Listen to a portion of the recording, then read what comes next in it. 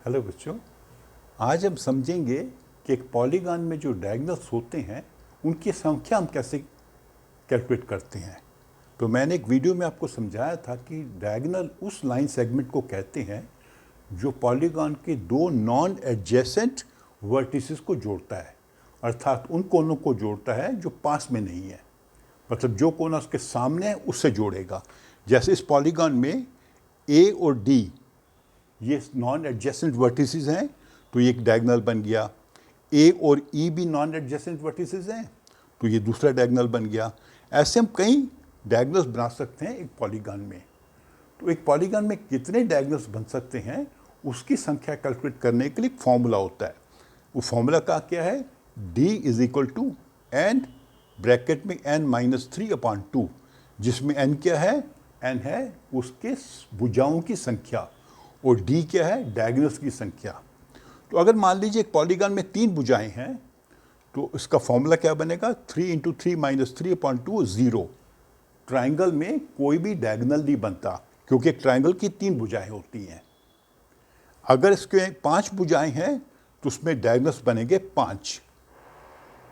अगर उसमें 8 भुजाएं हैं तो उसमें डायगोनल्स बनेंगे 20। तो आप ऐसे किसी भी पॉलीगॉन की अगर आपको भुजाओं की संख्या पता है, उसकी वो क्वेश्चन में बता रखी है, तो आप इस फॉर्मूले से उसके डायगोनल्स की संख्या कैलकुलेट कर सकते हैं। तो उसका फॉर्मूला क्या सिंपल है? d is equal to n into n-3/2, जहाँ पे n है नंबर ऑफ साइड्स और d है नंबर ऑफ डायगोनल्स। तो आपने n की वैल्यू लगा देनी है और उससे कैलकुलेट कर लेना है। मान लीजिए हम करते हैं n है 20, एक पॉलीगॉन जिसकी 20 साइड्स हैं, तो 20 इंटू 20 - 3/2, दैट इज 20 इंटू 17/2, ये कट जाएगा 170। अगर एक पॉलीगॉन में 20 साइड्स हैं, उसकी 20 भुजाएं हैं, तो उसके डायगोनल की संख्या होगी 170। ठीक है।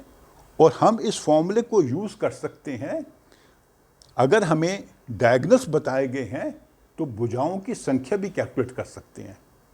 ठीक है। उसके लिए मैं आपको एक अलग वीडियो बना के समझाऊंगा। तो इसमें मैंने आपको सिंपली ये समझाया है कि अगर हमें भुजाओं की संख्या बताई गई है, साइड्स का नंबर बताया गया है, तो हम डायगोनल्स की संख्या कैसे ढूंढ सकते हैं।